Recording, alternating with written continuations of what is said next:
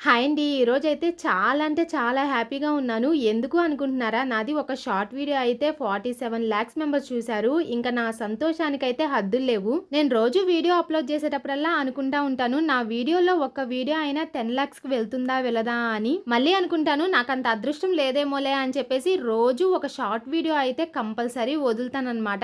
ఏదో ఒక రోజు ఒక వీడియో అయితే వైరల్ అవ్వకపోతుందా అని. నేను అనుకున్నట్లుగానే ఒక వీడియో అయితే వైరల్ అయింది. ఇంక అప్పుడు అనుకున్నాను నాకు ఒక పర్సెంట్ అయినా అదృష్టం ఉంది అని. ఇంకా ఇంత సంతోషంలో ఉన్నప్పుడు ఖచ్చితంగా ఏదో ఒక స్వీట్ అయితే చేసుకోవాలి గదా! అందుకని పప్పు సిక్కిలైతే చేశాను. ఫస్ట్ అయితే నానబెట్టుకున్న శనగ బ్యాడల్ని కుక్కర్‌లో వేసి 3 విజిల్స్ రానిచ్చుకొని పప్పునైతే మెత్తగా ఎనుపుకోవాలి. తర్వాత ఈ పప్పు, బెల్లాన్ని బాండీలో వేసుకొని బెల్లాన్నయితే కరిగించుకోవాలి. ఈ పప్పు గట్టి పడుతున్నప్పుడు యాలకుల పొడి, నెయ్యి వేసుకొని బాగా కలుపుకొని చల్లారబెట్టుకోవాలి. తరువాత ఇలా చిన్న చిన్న ఉండలుగా చేసుకొని పక్కన పెట్టుకోవాలి. దోసపిండిలో కొంచెం చక్కెర, వాటర్ వేసుకొని బాగా కలుపుకున్న తర్వాత ఆ ఉండల్ని దోసపిండిలో వేసుకొని ఇలా స్పూన్‌తో నూనెలో వేసుకొని రెండు వైపులా కాల్చుకున్నాము అంటే ఎంతో టేస్టీగా ఉండే పప్పు సిక్కీలు రెడీ అయిపోతాయి. చాలా మంది పప్పు సిక్కీలని పూర్ణాలు అని కూడా అంటారు. వీడియో నచ్చితే లైక్ చేయండి. Thank you for watching. Bye bye.